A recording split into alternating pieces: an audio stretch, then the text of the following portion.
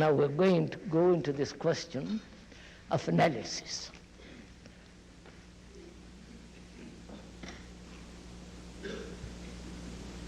To me, to the speaker, analysis is the denial of action.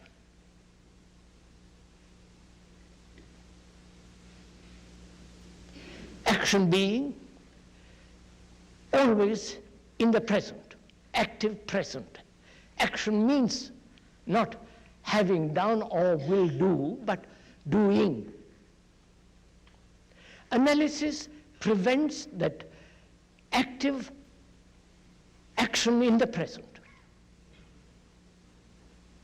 Because in analysis, there is involved time.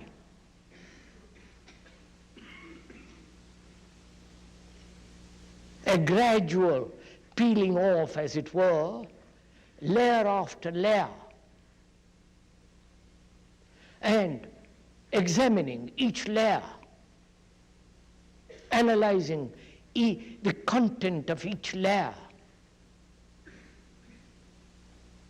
And if the analysis is not perfect, complete, true, then that analysis is being incomplete, must leave a knowledge which is not total. And the next analysis springs from that which is not complete. Are we following all this? Look, I examine myself, analyze myself.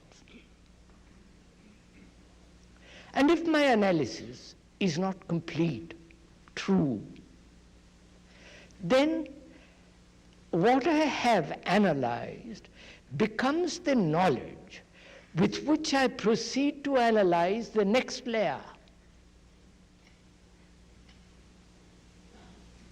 And so, in that process, each analysis becomes incomplete and leads to further conflict, and so to inaction. Bene, shall go on.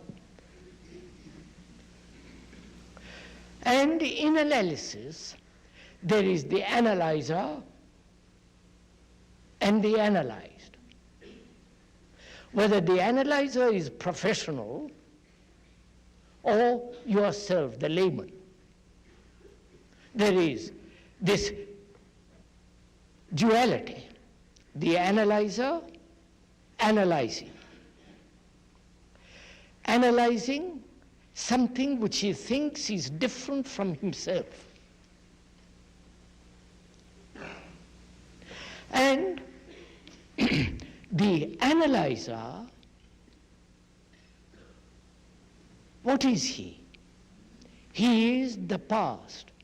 He is the accumulated knowledge of all the things he has analyzed. And with that knowledge, which is the past, he analyzes the present. So, in that process, there is conflict. There is the struggle to conform or to force that which he analyzes. And in analysis, there is this whole process of dreaming. I don't know if you've gone into all this yourself, or probably you have read other people's books, which is most unfortunate. Because then you merely repeat what other people have said, however specialists, however famous they are. But if you don't read all those books, as the speaker doesn't, because they're rather boring, then you have to investigate it yourself. Then it becomes much more fascinating, much more original, much more direct and true.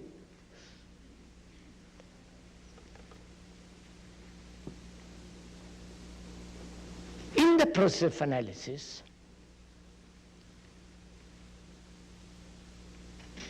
there is this world of dreams. And we accept dreams as necessary, because the professionals have said, you must dream, otherwise you go mad. And there is some truth in that.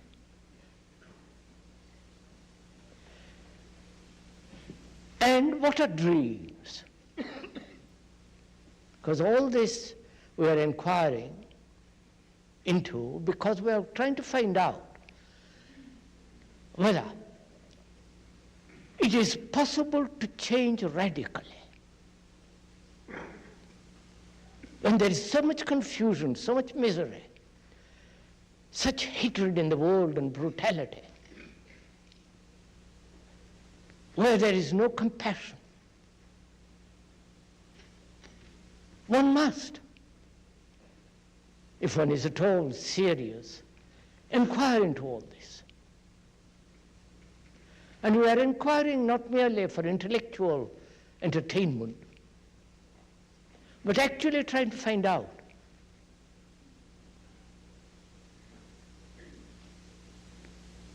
if it is possible to change.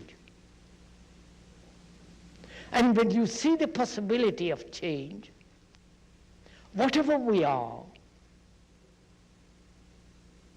however shallow, however superficial, repetitive, imitative,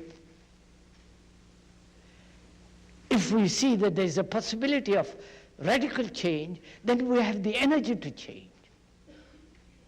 And if we say it is not possible, then that energy is dissipated. So we are inquiring into this question.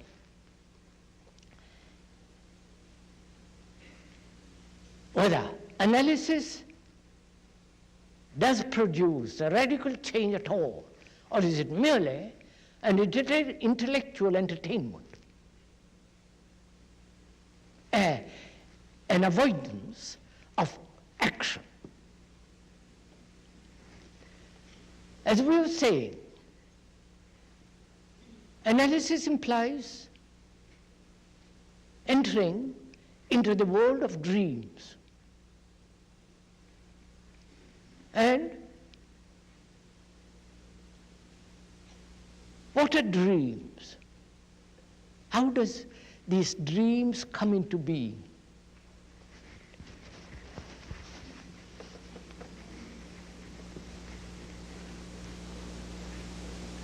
I don't know if you have gone into this.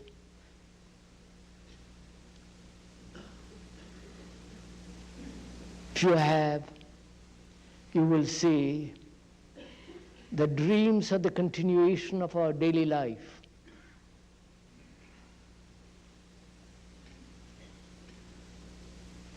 What you are doing during the day, all the mischief,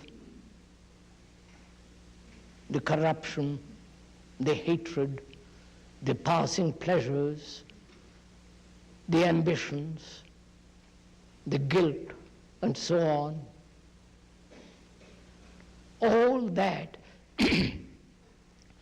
is continued in the world of dreams, only as in symbols, as pictures and images.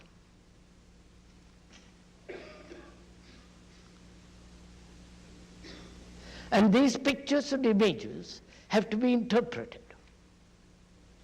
And all the fuss and the unreality of all that comes into being.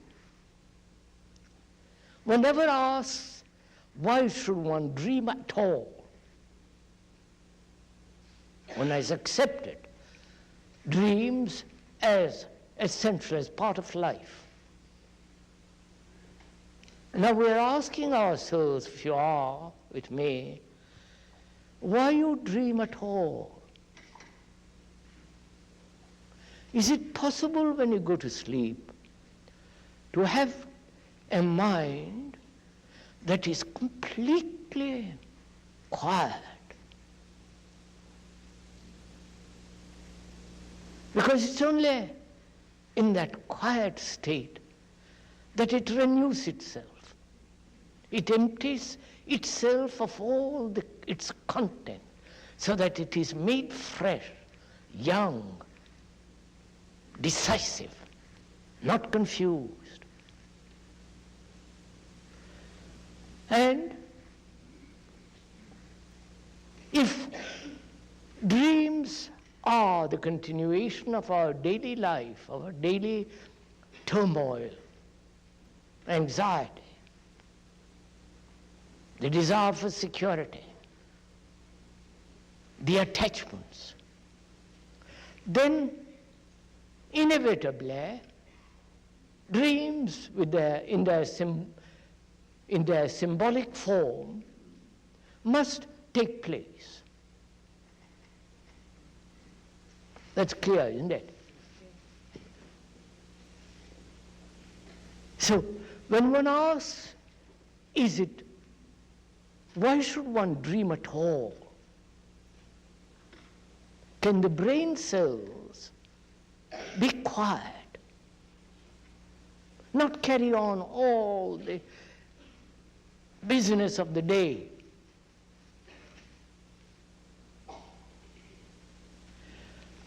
To find that out experimentally, not accepting what the speaker says, and for goodness sake, don't ever do that, please, because we are sharing together, investigating together. To find out experimentally, you can test it out by being aware totally during the day, watching your thoughts, your motives, your speech, the way you walk and talk. When you are so aware, there are the intimations of the unconscious, of the deeper layers.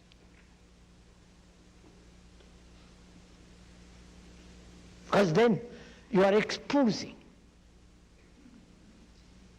inviting the hidden motives, anxieties, all that, the content of the unconscious into the open.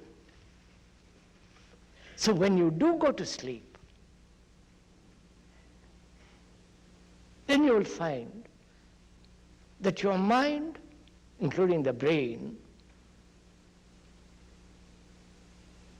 is extraordinarily quiet. It is really resting. Because you have finished what you have been doing during the day. That is, I don't know if you have ever done it. If you take stock of the day, as you go to bed, lie down, don't you do this? Go over the day, taking stock, saying, I should have done this, I should not have done that. It was better said that way. I wish I hadn't said this. That is, when you take stock of the things that have happened during the day, you are trying to put order. Please do pay little attention to this. You are trying to bring about order before you go to sleep. And if you don't put order before you go to sleep, the brain tries to put order when you are asleep. Because the brain functions perfectly only in order, not in disorder.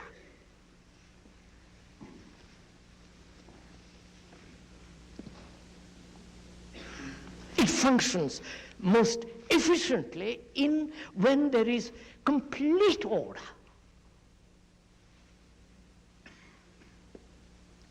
Whether that order is neurotic or rational. You're following all this? Because in neurosis, in imbalance, there is order. And the brain accepts that order.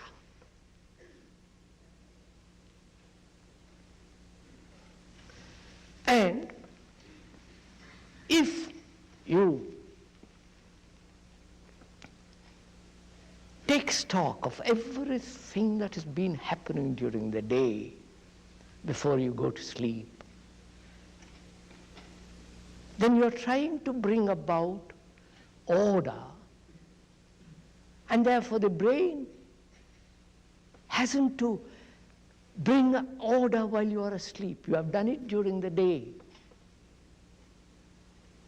And if you bring that order every minute during the day, that is if you are aware of everything that's happening, outwardly and inwardly. You're following? Yes. Outwardly in the sense, the disorder about you, the cruelty, the indifference, the callousness, the dirt, the squalor, the quarrels, the politicians and their chicanery, all that is happening. And your relationship with your husband, wife, with your girl or boy, aware of all that during the day, without correcting it, just being aware of it. The moment you try to correct it, you're trying to bring disorder. But if you merely observe actually what is, then what is order.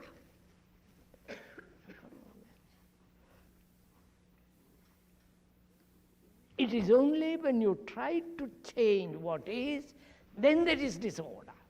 Because you want to change according to the knowledge which you have acquired. That knowledge is the past, and you are trying to change what is, which is not the past, according to what you have learned. Therefore, there is a contradiction. Therefore, there is a distortion. Therefore, there is disorder.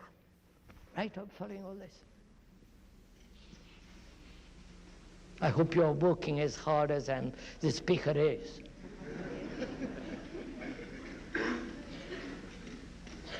May I take my coat off?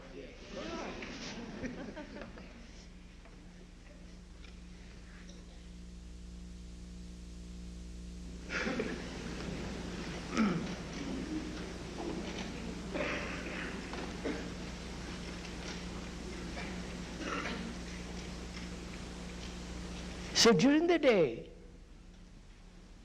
if you're aware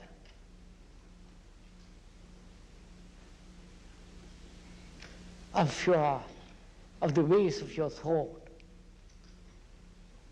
your motives,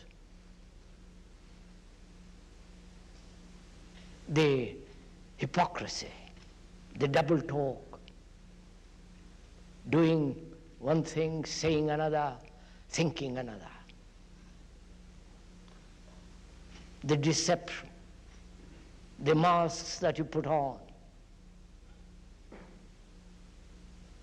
the varieties of deceptions that one has so readily at hand.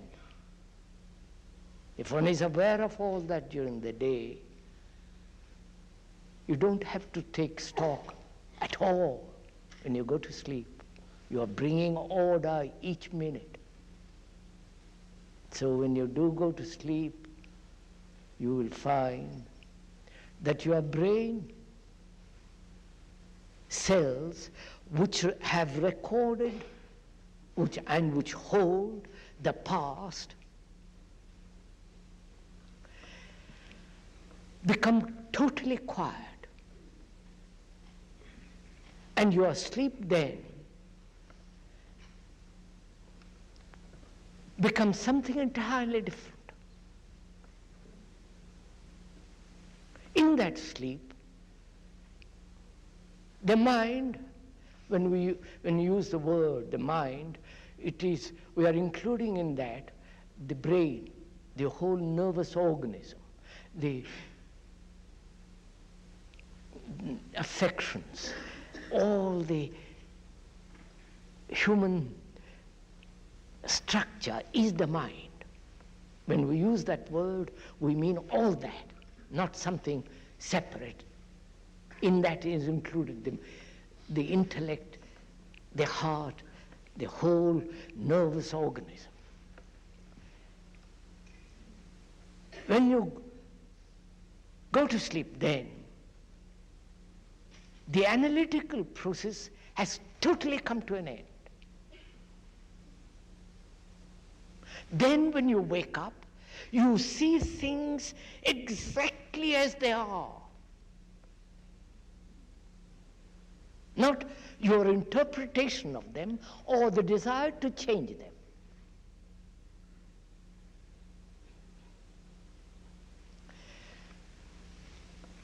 So, analysis to the speaker prevents action. And action is absolutely essential. Now, in order to bring about this radical change. So analysis is not the way. Don't accept, please, what the speaker is saying, but observe it for yourself. Learn about it. Not from me, but learn by watching all the implications of analysis. Time, the analyzer and the analyzed, the analyzer is the analyzed,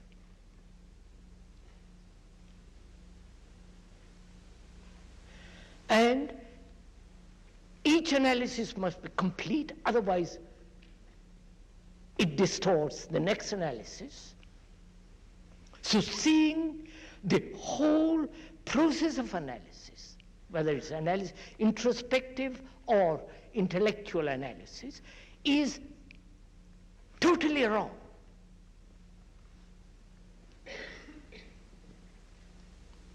It is not the way out.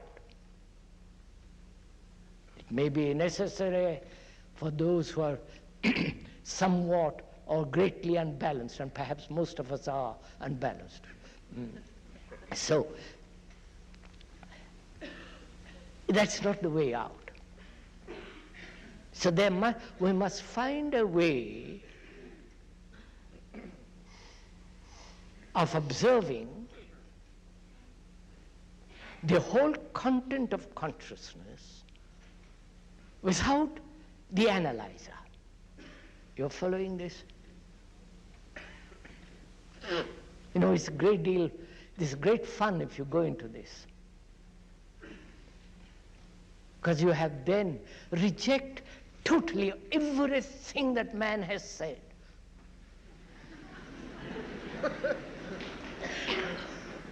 No, please don't laugh. Because then you stand alone. Then you find out for yourself, it'll be authentic, real, true. Not dependent on any professor, any psychologist, any analyst, and so on and so on.